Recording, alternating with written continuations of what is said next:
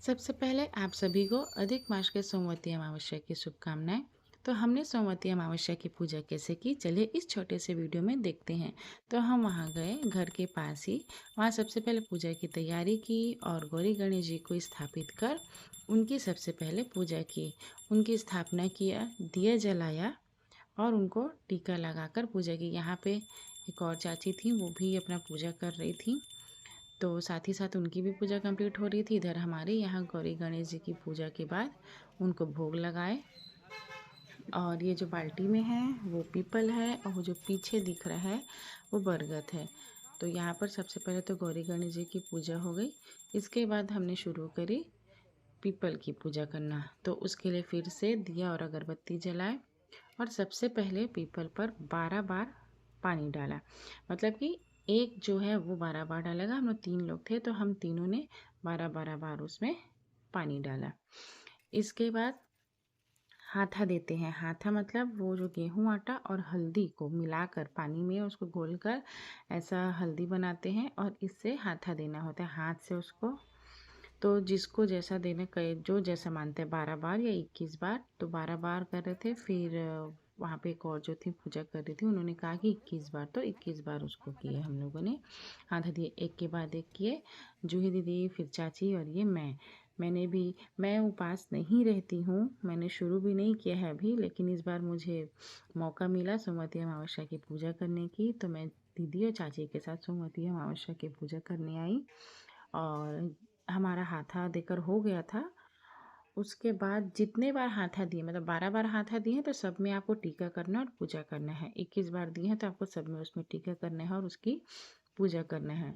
तो टीका लगाकर हम पूजा कर ही रहे थे और उसके बाद फिर इसमें कपड़ा चढ़ाने का नियम है। तो चाहे आप मौली धागा चढ़ाएं या फिर छोटा मोटा कपड़ा का जो टुकड़ा, छोटे छोटे कपड़े का टुकड़ा होता है उसको चढ़ाएं। तो यहाँ पर धागा भी था और छोटा छोटा कपड़ा भी था।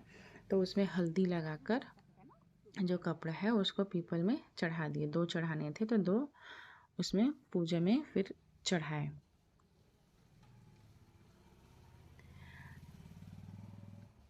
ये सब होने के बाद ये देखिए, हम फिर फाइनली मतलब भगवान ने फिर से फूल और पीले चावल छीट कर पूजा को किया। एक बार सब लोगों ने फूल और चावल छीटे।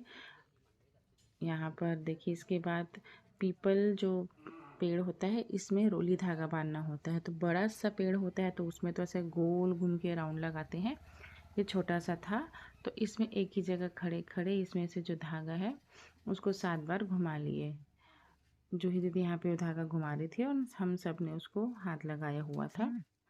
सातों ने, मतलब तीनों ने अलग अलग नहीं, एक ही बार उसमें धागा को घुमाकर हम लोगों ने इसमें धागा लपेटा। इसके बाद भगवान में नारियल, कपड़ा या जो भी श्रृंगार का सामान जितना था, पैसा, ऐसा करके भगवान को चढ़ाए।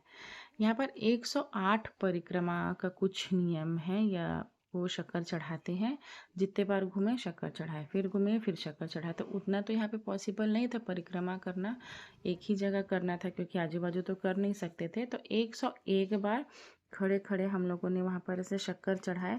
जो 7 बचा उसको परिक्रमा करके फिर चढ़ाते गए और एक ही जगह में घूमना था तो पूरा और चक्कर आ जा रहा था। तो 7वें तक तो मुझे चक्कर आ ही गए थे। इसके बाद दिया और अगरबत्ती जलाकर हमने भगवान की आरती करी।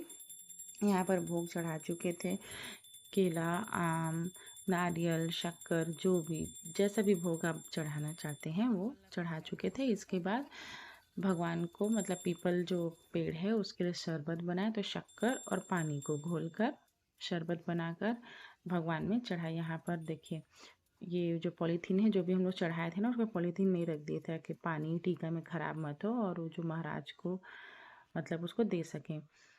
यहाँ पर पीपल में उनको शरबत चढ़ाकर, उनका मतलब व्रत है, उसको व्रत में उनको शरबत पिलाए।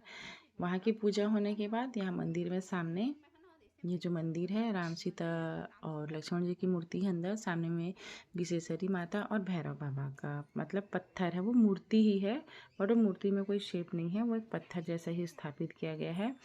देवी जो होती हैं वो वैसे पत्थर की ही होती हैं। तो विशेषरी माता है, उधर भैरव बाबा है और अंदर में राम सीता लक्ष्मण जी की मूर्ति है। तो वही पूरे विधि विधान से जो भी नियम है उस हिसाब से देवी माता की भी पहले पूजा करी, जल छीटे, टीका लगाए, फूल चावल चढ़ाकर, फिर जो भी उनके श्रृंगार का सामान है उसको चढ़ाया, फिर भोग लगाने के लिए नारियल को देवी ने चढ़ाया।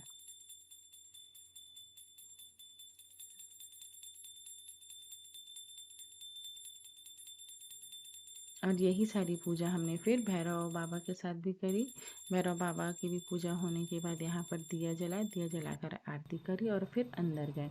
अंदर जाकर भगवान की पूजा करी, राम सीता लक्ष्मण जी की पूजा करी, उनको भी टीका लगाया, दिया जलाकर आरती करी, भोग लगाया और इस तरीके से कल की हमारी पूजा हुई।